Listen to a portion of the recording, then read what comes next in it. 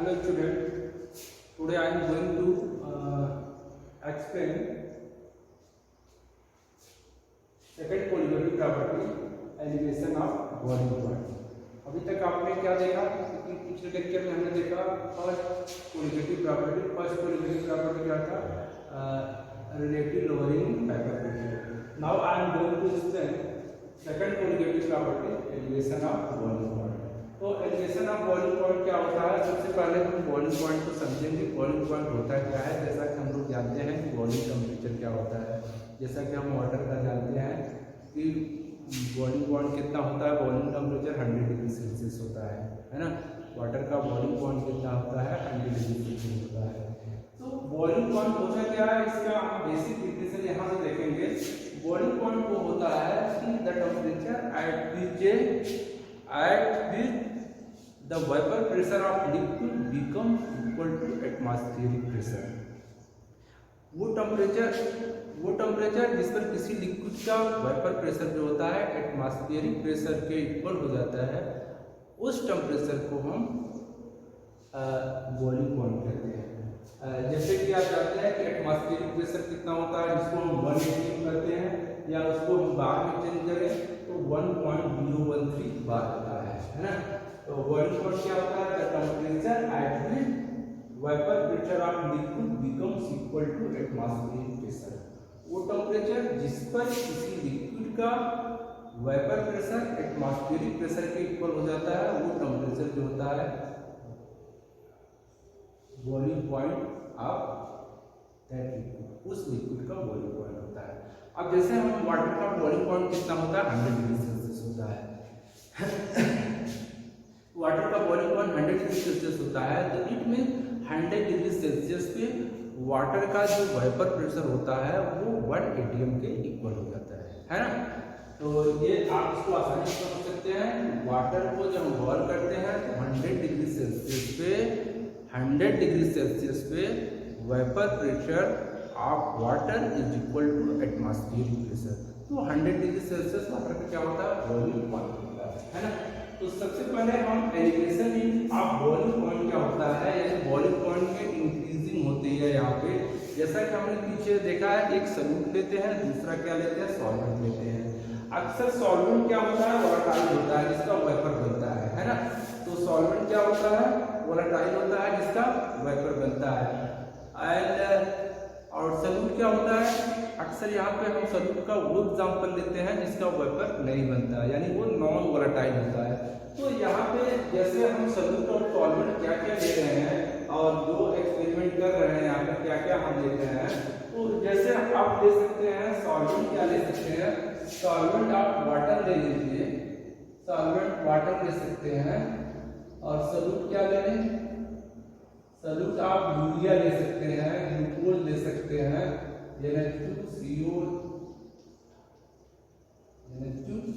Urea ले सकते हैं, ग्लूकोज ले सकते हैं, है ना।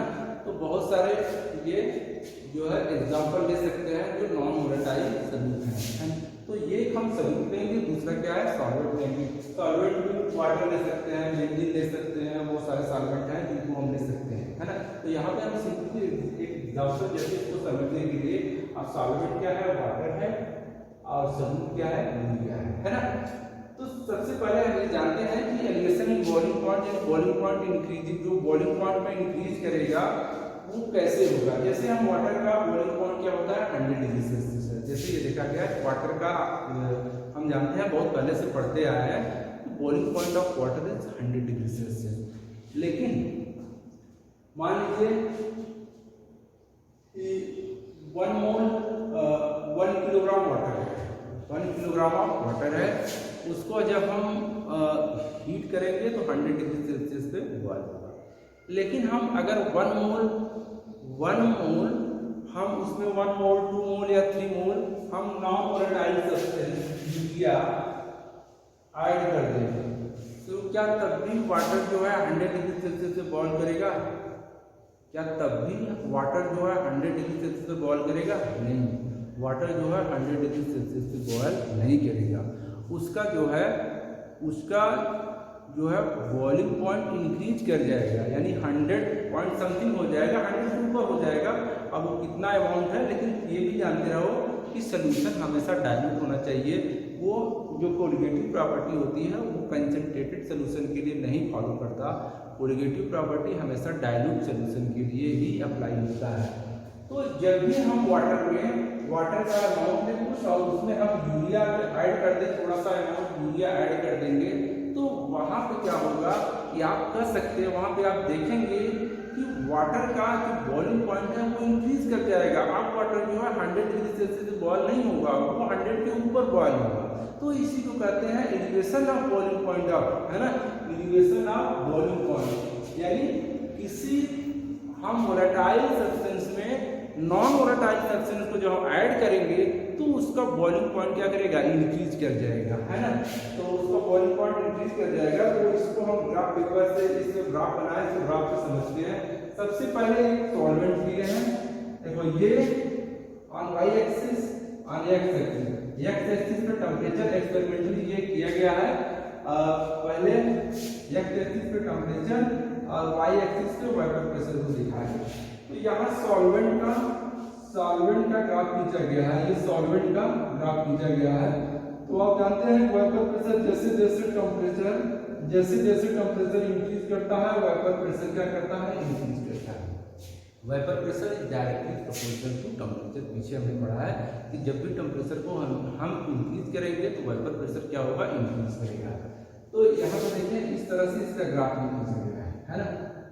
तो ये यहाँ पे ये ग्राफ ये दिखा रहा है, टेम्परेचर इंक्रीज कर रहा है, vapour pressure of solvent increase कर रहा है। अब ये यहाँ पे क्या होगा, इस पॉइंट पे देखो, इस पॉइंट पे यहाँ पे दिखाया गया है इसका वेपर प्रेशर एटमॉस्फेरिक प्रेशर, यानी एटमॉस्फेरिक प्रेशर कितना होता है, 1 atm और 1.013 बार। तो यहाँ पे इस पॉइंट पे यहाँ देख रहे हैं इस टेम्परेचर पे vapour pressure of solvent is equal to atmospheric pressure, यानी 1 atm और 1.013 बार। तो ये जो टेम्परेचर होगा वही इस सॉल्वेंट का क्या होगा, बॉइलिंग पॉइंट है। तो बॉइलिंग पॉइंट ऑफ सॉल्वेंट का यहाँ पे क्या है, बॉइलिंग पॉइंट ऑफ सॉल्वेंट यानी T0T। जो सॉल्वेंट है आप उसको वाटर सपोज करें, कोई भी सॉल्वेंट आप सपोज कर सकते हैं, उस पर कोई फर्क नहीं पड़ेगा।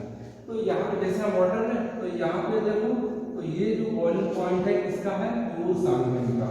तो T0T vapour pressure of pure solvent, T0T vapour pressure of pure solvent. T0T क्या है,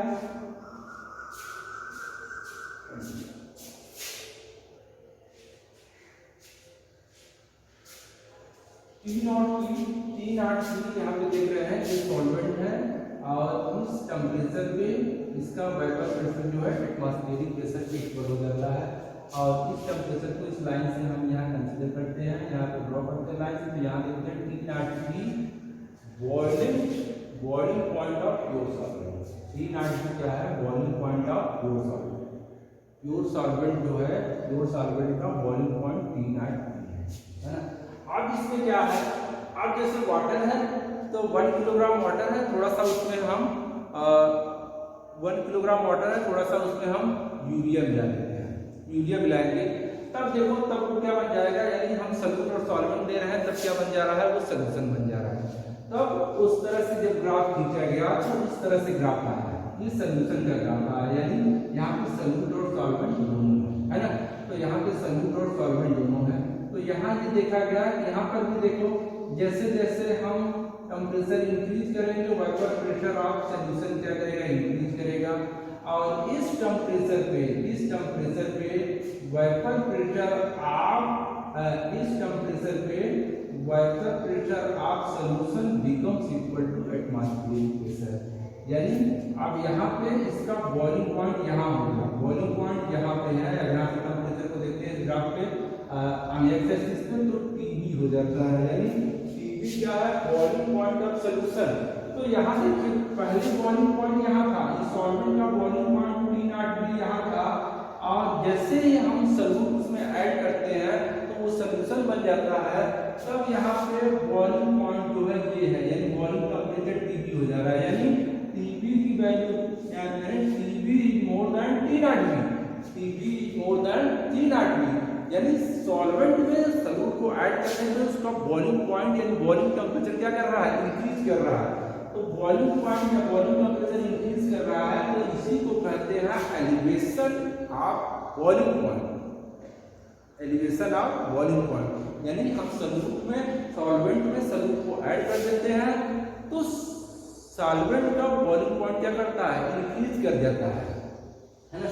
तो इसको दिखाया गया है TB से, और दोनों का जो डिफरेंस है, देखो TB 3 आरबी, आप यहाँ ग्राफ से देख सकते हैं कि TB की वैल्यू 3 आरबी से ज्यादा होगी, क्योंकि TB जो है राइट साइड में है 3 आरबी के, तो दोनों का डिफरेंस क्या हो गया, डेल्टा TB। तो डेल्टा TB यानी जो डिफरेंस है टेम्परेचर का डिफरेंस है delta TB, TB minus 3 RB is equal to suppose किया गया है डेल्टा TB, है ना। तो डेल्टा TB एक्सपेरिमेंटली ये ऑब्जर्व किया गया है कि delta TB is directly proportional to molarity of the solution.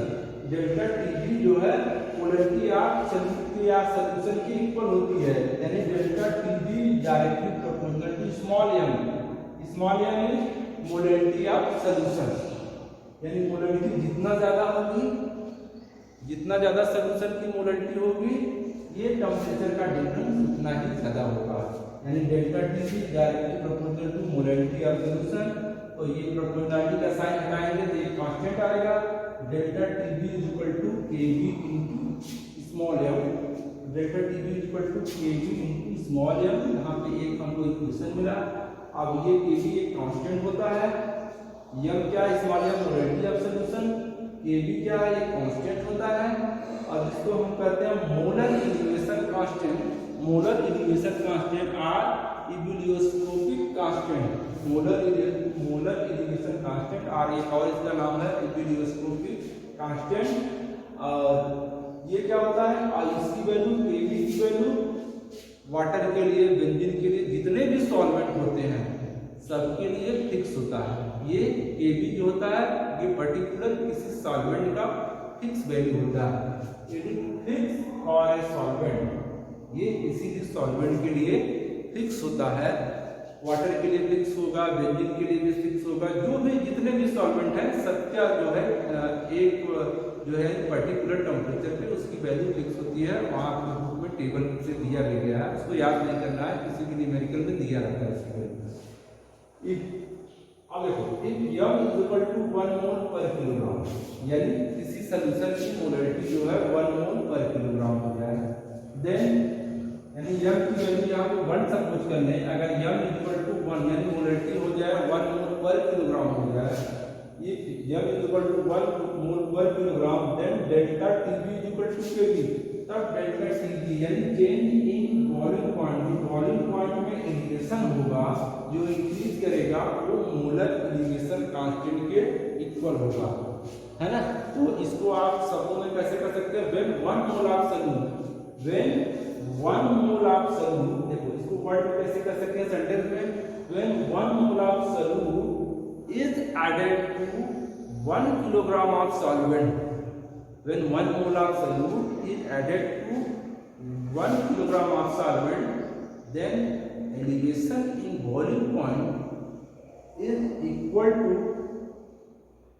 then elevation in boiling point is equal to molar elevation constant।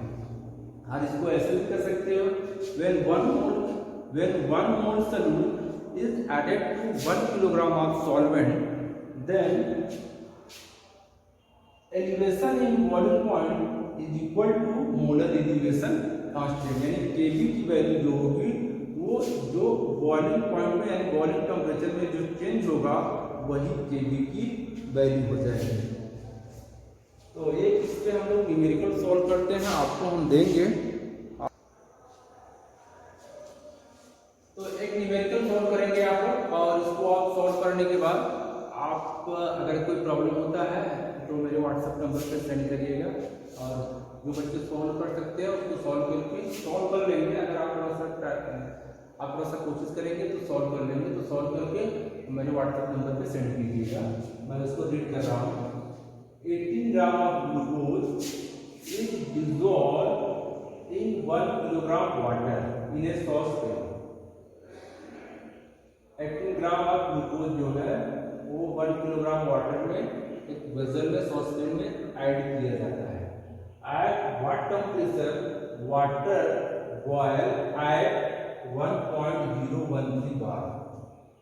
किस टेम्परेचर पे अब वाटर जो है बॉयल करेगा, यानी अब सोल्यूशन जो है अब जब उसमें वाटर में जब ग्लूकोज ऐड कर दिए तब वो सोल्यूशन बन गया।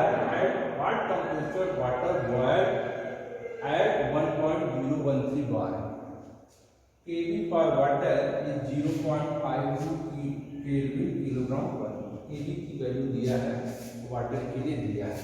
तो यहाँ आप सब चीज जानते हैं, आप सब जानते हैं, यानी ये जानते हैं delta TV is equal to KV into small M यानी मोलरिटी। डेल्टा टीवी यानी क्या होगा, TV minus T naught B is equal to KV M. तो यहाँ आपको क्या क्या दिया है, देखो वाटर का बॉइलिंग टेम्परेचर आप जानते हैं कि यहाँ पे ये 100 डिग्री सेल्सियस होगा, उसको केल्विन में चेंज कर देंगे। टी नॉट टी की वैल्यू जानते हैं, केवी की वैल्यू दिया है, केवी की वैल्यू दिया है 0.52 केल्विन किलोग्राम पर मोल। और मोलरिटी आप निकालेंगे, यहाँ पे मोलरिटी आप निकालेंगे, मोलरिटी निकाल के आप यहाँ पे रख देंगे, मोलरिटी निकाल के यहाँ पे रख देंगे तो आपको मिल जाएगा। या फिर इस तरह से इसमें भी रखिए, तो यहाँ इसमें भी रखेंगे तब भी आपको मोलरिटी निकालना पड़ेगा, है ना, मोलरिटी निकालना पड़ेगा। नहीं आप इसी में रखिए, इसी में रखिए, यहाँ पे मोलरिटी निकाल लीजिए। केवी दिया है, टी नॉट भी मालूम है कि वाटर का बॉइलिंग टेम्परेचर, प्योर वाटर का बॉइलिंग टेम्परेचर कितना होता है 100 डिग्री सेल्सियस, उसको केल्विन में चेंज कर देंगे तो कितना हो जाएगा 373 केल्विन। तो यहाँ पे सब रख देंगे तो केवी की वैल्यू आपको मिल जाएगी, यानी वाटर का जो बॉइलिंग टेम्परेचर कितना इंक्रीज करेगा, यानी जो सोल्यूशन बनेगा उसका बॉइलिंग टेम्परेचर क्या होगा। तो next lecture I will discuss third qualitative property, that is distribution in freezing point. So okay, thank you.